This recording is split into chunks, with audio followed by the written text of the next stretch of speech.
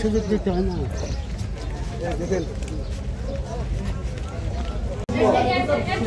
আর নিচে আছে স্যার, নিচে বসে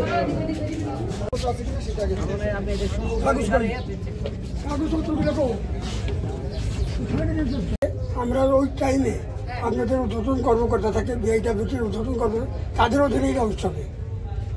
আমরা নিজস্ব কোনো গতিতে লঞ্চ চালাই না, তারাই দখল করে।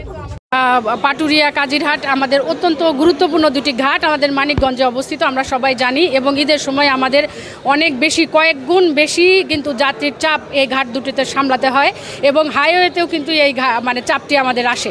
এই চাপকে সামলানোর জন্য আমরা ফোর্স অনেক গুণ বাড়িয়ে দিয়েছি এবং আমাদের ট্রাফিক এবং আমাদের জেলা পুলিশের যে আইনশৃঙ্খলা রক্ষার যে ফোর্স, দুইটা ফোর্সই আমাদের বেশি থাকবে। এবং আমাদের একজন সাংবাদিক অলরেডি আমাকে প্রশ্ন করেছেন যে প্রতি বছরই এরকম কথা হয়, কিন্তু তারপরেও দেখা যায় যে চাঁদাবাজি কিংবা যানজট এটা পুরোপুরি নিরসন হয় না, অতিরিক্ত ভাড়া আদায়।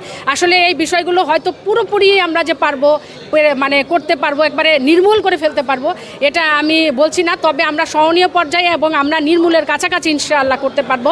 এবং চাঁদাবাজি এবং বেশি ভাড়া আদায় এবং এই বিশেষ যে অপরাধগুলো বেড়ে যায় এগুলো এড়ানোর জন্য আমাদের জেলা পুলিশের পক্ষ থেকে এই আইন শৃঙ্খলা রক্ষার যে আলাদা পার্টি থাকে, এরকম পার্টি কিন্তু আলাদা আলাদা করে দেওয়া থাকবে। আমাদের চাঁদাবাজি ঠেকানোর জন্য এক ধরনের পার্টি থাকবে, অজ্ঞান মলম পার্টি এই ধরনের পার্টি ঠেকানোর জন্য আলাদা পার্টি থাকবে এবং ট্রাফিকের জন্য আলাদা ব্যবস্থাপনা থাকবে।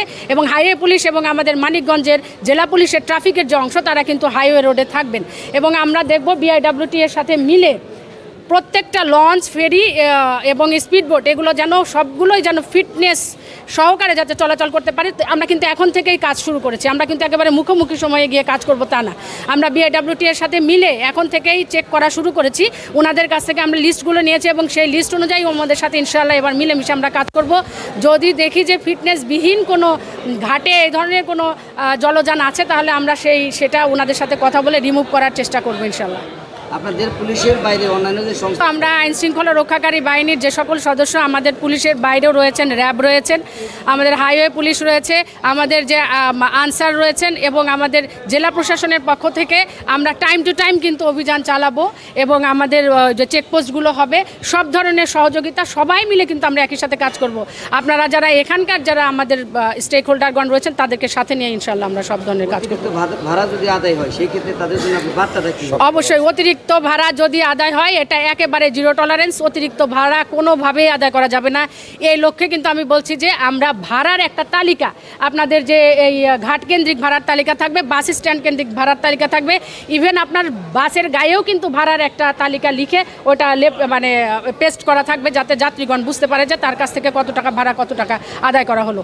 এই ধরনের কোনো ঘটনা যদি ঘটে থাকে আমাদেরকে জানালে আমরা আইনগত ব্যবস্থা সঙ্গে সঙ্গে গ্রহণ করব। এই ধরনের এই কার্যক্রম এখন ধরতে গেলে আসলে নাই, তারপরেও আমি বলবো এরকম ঈদ উপলক্ষে যদি আরও বাড়ে, দুষ্কৃতিকারীরা দেখা যায় চাঁদাবাজরা ঘাপটি মেরে থাকে ঈদের সময় মানুষের কাছ থেকে অতিরিক্ত চাঁদা অথবা এই ধরনের কাজগুলো করবে, আমরা এটা বলবো যে এইখানে আমরা কোনোভাবে এই যে সিরিয়াল মেনটেনের ক্ষেত্রে কোনো ধরনের বিশৃঙ্খলা করতে দিব না ইনশাআল্লাহ। যাত্রী সেবা নির্বিঘ্ন করার জন্য মানিকগঞ্জে যে 36 কিলোমিটার পথ রয়েছে, পথ রয়েছে আরিচা, পাটুরা এবং কাজিরহাট সহ, আপনারা আসলে এখানে কতজন সদস্য ডিপ্লোমেট করবেন এবং কি সেই ক্ষেত্রে আমরা এই দিন ঈদের সময় 600 প্লাস মাইনাস এবং আমরা কিন্তু 17 রোজা থেকেই 450 মতো ফোর্স আমরা কিন্তু এখানে ডিপ্লয় করছি। আর বালু সংক্রান্ত যে সমস্যাটি বললেন এটা কিন্তু ঈদের 3 দিন আমার মনে হয় প্রশাসন থেকে এটা একদম বন্ধ থাকবে, ওই 3 দিন আর কি ঈদ উপলক্ষে, ওই 3 দিন আগে এবং পরের যে 3 দিন, এই 3 দিন আসলে বালু ট্রাকগুলো চলাচল করবে না। আমরা প্রশাসনের সাথে আরও বেশি ক্লোজ হয়ে কাজ করব। আসলে এটা শুধুমাত্র পুলিশ কিংবা প্রশাসন কিন্তু এই বালির ট্রাকের এই দৌরাত্ম্য কিন্তু শেষ করতে পারে না। আমি বলবো যে আমরা যারা মানিকগঞ্জবাসী আছি, মানিকগঞ্জের যে বালি মহাল নিয়ে অথবা টপসয়েল কাটা নিয়ে যে দৌরাত্ম্যগুলো হয় এগুলো সবাই মিলেই রুখতে হবে। এখানে একা প্রশাসনের পক্ষে কিন্তু কাজ করা সম্ভব না। তবে অনেক সময় রাতের বেলাও কিন্তু আমাদের পুলিশের পক্ষেও কাজটা করা অনেকটাই কিন্তু দুরূহ হয়ে যায়। আপনারা জানেন ভালোভাবেই যে বালির ট্রাকগুলো অনেক বেপরোয়া থাকে, তাদেরকে গতিরোধ করাটাও অনেক সময় আমাদের পক্ষে সম্ভব হয় না।